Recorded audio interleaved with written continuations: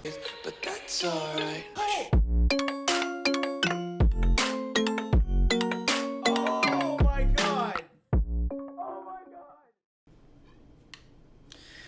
Yo guys, what is up? Max from a Borderlands 3 video, and today we're talking about the Sawbar. Now, the Sawbar has been in the game since launch. It recently got some love, so I wanted to talk about it and show you guys what you can do with this thing now. Now, if you would like to get yourself a Sawbar, you can get one from Borman Nate's in Meridian Outskirts. The Sawbar was one of my favorite weapons to use in Borderlands 2 back in the day. I played a Sawbar Axton build.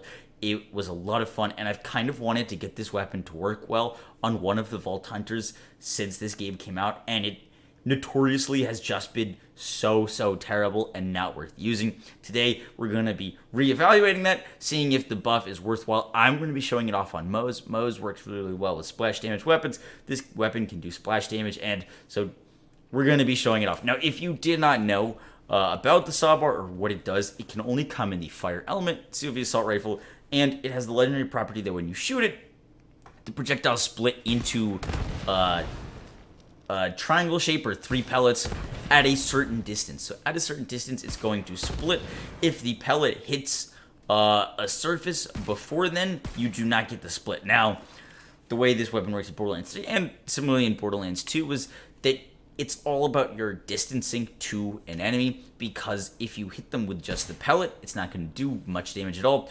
But if you can get the explosion to hit on an enemy, it's very strong. Now, with Moze's skills, such as fire in the Skagnon and short fuse, Moze can actually do some pretty awesome things with this weapon. However, the most frustrating thing about this weapon, it's still in Borderlands 3 as it was in Borderlands 2, is it is super reliant on your spacing.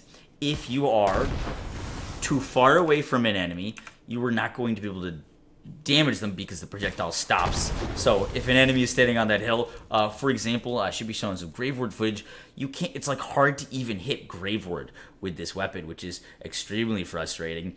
And then if enemies are too close, then you're not going to be doing any damage to them. So it's about finding that exact medium distance.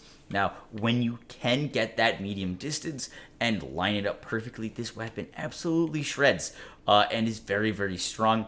However, the trade-off when you're using it in mobbing is it just gets really awkward. I tried it in the Guardian takedown and the Malawan takedown, and in both scenarios, when you can give yourself enough space to shoot enemies, it works great. But you have so many enemies in both the dogs in the Malawan takedown, the Guardians in the Guardian takedown, that just get in your face, and this weapon becomes almost useless when that happens. It can be really frustrating. For boss killing and certain enemies, this weapon works wonders on Moze. It's a super fast kill, but getting that spacing right can be really frustrating. Now, just for example, against General Trant, so if I can get enough space, and what I like to do with this weapon, as you can see, a little bit behind him, is try to shoot top left. So when you shoot top left of an enemy, you're going to get the 2 bottom explosions to hit. And as you can see, it does pretty great damage when you do that. If you can shoot above an enemy, which is what I like to do with this thing, it destroys. It's a lot of fun to use. However, that spacing is still a huge issue for this weapon. If you want to make this thing work, I do recommend using it more for boss killing or smaller mobbing encounters than the Guardian takedowns. Things like the Proving Grounds, you can do well with this. Things like just running through Athenas, you could do really well with it, because when you're actually getting that splash damage to hit and you get the distance, it's a huge payoff. But overall, wouldn't be recommending this gun. The amount of damage that it does is, even on perfect splits, when you have things like the flipper on Moze, just can't really compare.